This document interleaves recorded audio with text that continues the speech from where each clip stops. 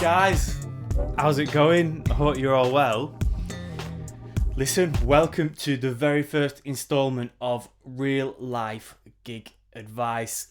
For those of you who don't know what Real Life Gig Advice is, it's a series of videos which are going to be tips, tricks and advice to help you navigate your way through the life of a professional musician. This doesn't just apply to professional musicians, this applies to music students coming out of music college, just to give you some nuggets of advice for when you get out into the real world.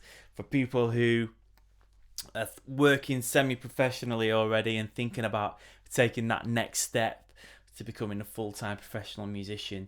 And obviously, for some professional musicians, I hope that you guys are going to get a kick out of it and get involved with the comments, and we'll have some guests at some points and we'll be chatting away. So in this first installment, what I wanted to talk about is something majorly important. It's communication.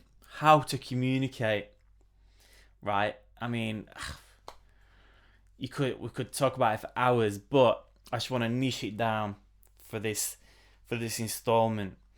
And I'm going to be talking about how to communicate over text, phone, email, when you get called for a gig, and also, really importantly, how you communicate on the bandstand as well. Cool, so let's get into it. So let's say that you're doing gigs around your town, your city, and you're doing gigs in like bars, clubs, restaurants, and you're doing function gigs. I think you guys call it jobbing gigs in America. Let me know in the comments if I've got that right. If you're doing, jobbing gigs, function gigs, corporate gigs. So let's stick with that theme for now, right? So let's say you get a call on a Monday. Let's say you get a text. You get a text message on Monday afternoon saying, hey, are you free on Thursday? What I would do, right, is I'd look at my diary. If I was available, and I was looking for a gig, what I would do is I would reply by saying this: hey, Joe Blogs, thanks for the call. Really up for it. I'm available. Is it confirmed? Cool, video done. And I know that sounds stupid, but it sounds so simple, but it's exactly what needs to be said. So in that message, you've expressed that you're grateful for the work, for being contacted. You're grateful that they want to hire your services. You've expressed that your interest level is high in the work that they are offering you and that you respect it. And you're letting them know your availability. And then you say, is it confirmed? When you say, is it confirmed, that basically means that they're going to respond to you and say, yes, it's confirmed, or no, it's not confirmed. Either way, you'll have a receipt to say, oh, you said that, this gig is confirmed. So that kind of like gets rid of all the grey areas. Because I've been on some gigs when two of the same instrumentalists have turned up, and it always ends up coming down to like something so simple like this, which could have been easily avoided. Right, cool. So now you know what you should say in response, how you should reply. So, okay, let's take our phrase again. Hey, Joe Blogs, thanks for the call. I'm really up for it. I'm available. Is it confirmed? Right? Nice and clear, nice and positive. No grey areas. So let's take that phrase versus something like, yeah, should be all right. Do you notice the difference? One's positive and clear, and the other one is ambiguous and it's kind of blasé, really. With friends, and people who you've got a long-standing professional and probably personal relationship as well, a reply like this probably would be okay, you know. But if you just started working with someone on and the only type of relationship that you guys have got is a professional one, then really you shouldn't be taking any risks. You know, I think scenarios where to say, yeah, it should be alright, is a situation where it could be a residency that, like, you know, you and a group of mates have been doing for a long time, and it's always kind of like it's a bit of a busk, and like you get book the band last minute, and people know you personally. But personally now, even with friends, for me, I much prefer to just keep everything totally clear and transparent, and I'll always use yes, I'm available. Is it confirmed? Another point is by saying yeah, should be all right, or something similar like that, which isn't clear. It also kind of signifies to the person who's booking you that you might have something else going on, and obviously, and you're blasé about it, so they're gonna start thinking, oh, he's got another gig, and my gig isn't important to him. What you need to know, guys, is that the music industry, there's no application form. You can't just put it in Google and say, oh, bass player vacancy for John Legend or Sam Smith or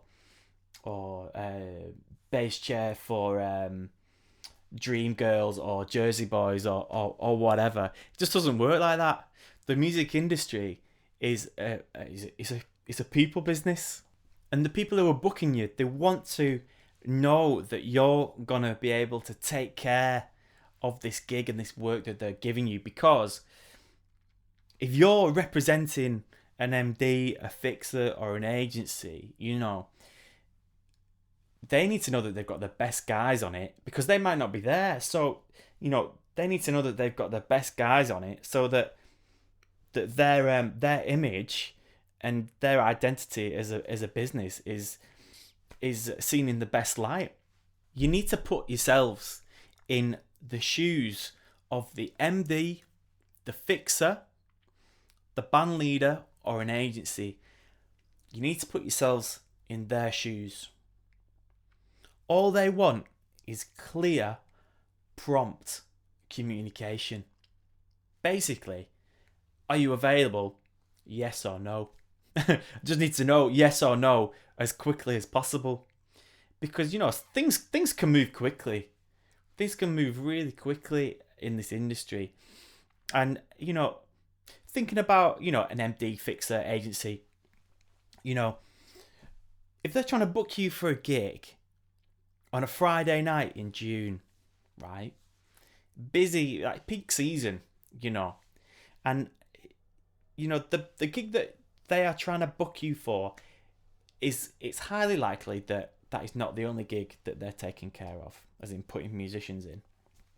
So if they're trying to book you and your communication is not efficient, and when I say efficient, I mean it's not prompt and it's not clear whether you're available to do the gig, then they're just going to go to the next guy on the list, because they've got a problem that needs solving quickly.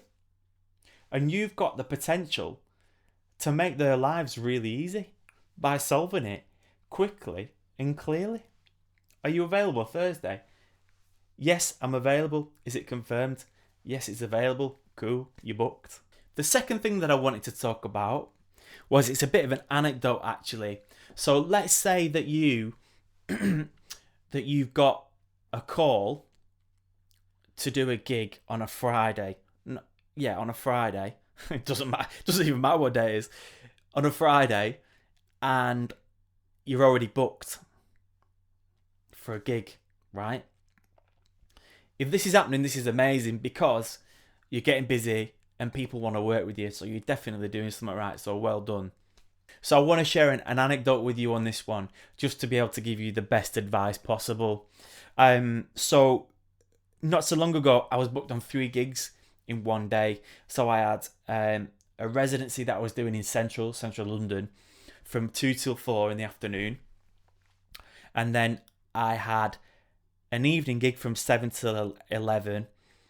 But the sound check for that gig was at 5 o'clock. It was in London again.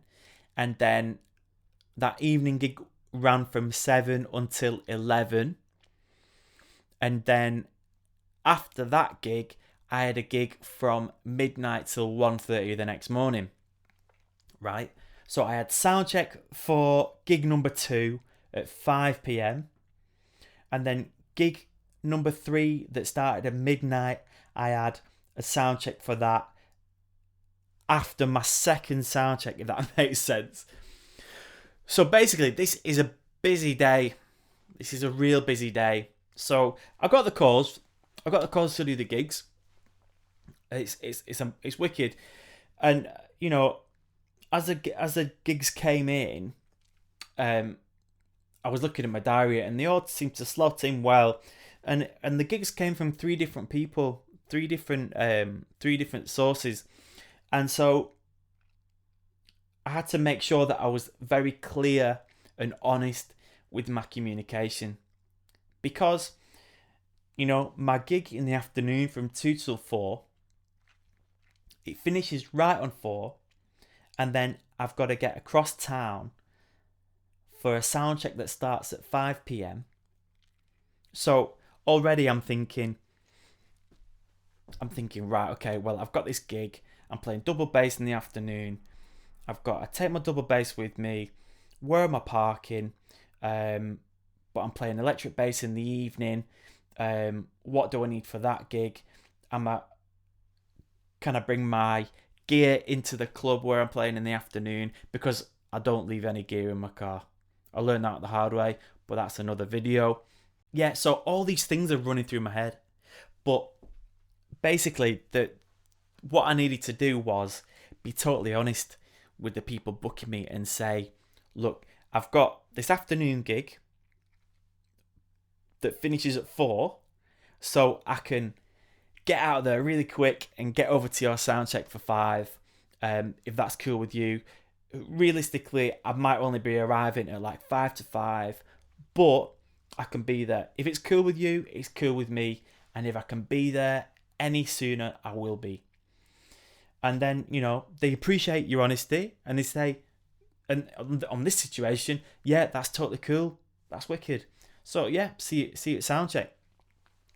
And then gig number 3, same situation again. You know, hey, you free for this gig? And this one was up by Oxford Circus this time. And so, what happened? Yeah, so the sound check at, I think it might have been, I can't remember, I think it was like straight after the gig number 2 sound check, around 6:30 or something like that.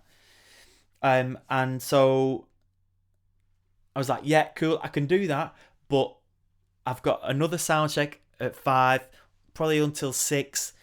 Come over, do that.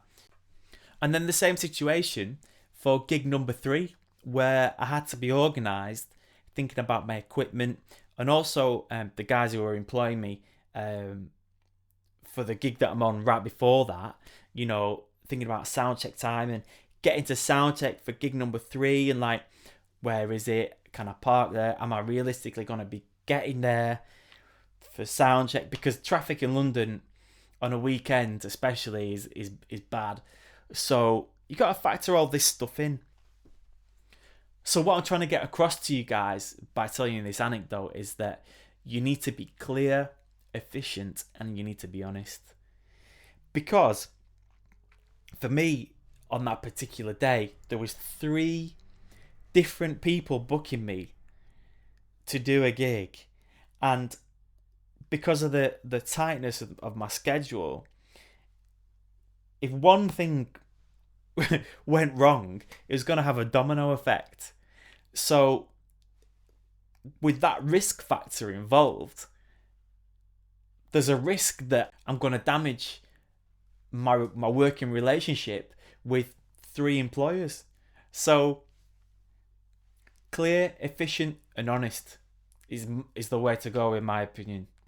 So the last thing I want to talk about is communicating on the bandstand. So let's stick with playing in bars, clubs, restaurants, in your town, in your city. You'll find that you'll come across occasions where you're working in a scratch band. So for those of you who don't know, a scratch band is basically a whole bunch of musicians who are booked to do a gig, but you might not necessarily work together, or you've not rehearsed. You might not work together all the time. You might not have even heard of them, but you've got to make it happen. So there's a jam session which I dep on from time to time, and it's a real hot spot on a Monday night in London. It's a night called Music Box Live, and it's at Churros down in Knightsbridge. So if you're ever in London on a Monday night, go and check it out, because it's the hang, and and everybody comes down. If people are on tour, they'll come down and hang out and sit in with the band. Some real great musicians come through. So what happens at the jam session is that the house band will play the first set, and then the second set, musicians and singers, whoever's there, will come and sit in with the band. So this one particular night, this famous drummer came down and sat in. So he gets behind the drum kit, and I'm thinking, wicked, this is going to be great. Like, really admire this guy, really admire the gigs that he's done and when he's playing and all of that and his vibe. So I'm like, wicked, spot on. I'm gonna have a really good play. So anyway, and it was great. So one of the singers gets up and calls like a really standard pop tune, and the drummer, he doesn't know it. And generally, if you're sitting, you're gonna play like a couple of tunes. So basically, instead of saying to this guy, this famous drummer who, I've got a lot of respect for, instead of turning around and saying to him, "Oh, you don't know it? Oh, well, come back for the next one." All you need to do is like give him some information to kind of give him the idea about what's going on. So he doesn't know the tune, but this guy is like a wicked player. And he knows what music is meant to sound like. So it's not going to be a problem for him to busk. So all he needs is a bit of information. So he sat right next to me. So I leaned over to him and I said, "Cool, it's a rock pop ballad. It starts like this. There's some hits at the chorus, but watch me and I'll cue you." Straight away, just sing the drum beat to him a little bit and keep eyes on him for the hits. Wicked, and all of a sudden you've saved the day and you've made it happen, because you can communicate by saying three things: the style, the intro, and anything that's maybe out of the ordinary, And so anyway, so he got the information, looked at me for the hits, watched me first down for the hits. For the rest of the tune, absolutely wicked. With those three things, you've given somebody enough musical information to draw upon their musical experience and make it happen. And you've saved the day. So let's say that you're working in a jazz setting where you might have to communicate to a piano player or piano player, bass player, guitar player, and somebody calls, like a horn player calls, like an alto player called Billy's Bounce. All the information that you need to give to somebody who isn't familiar with Billy's Bounce is, it's a jazz blues in F. That's all you need to say. They've got enough information to make it happen there. Guys, thank you so much for sticking with me all the way to the end. You're real troopers. I really appreciate it. There's going to be loads more videos coming for you with real life gig advice. So make sure you hit the subscribe and the notification bell. And if you've liked the video, please give me a thumbs up. And also, listen, in the comments below, let me know if there's anything that you would like me to talk about, because I'm here for you guys. So let me know. Nice one, guys. Take it easy.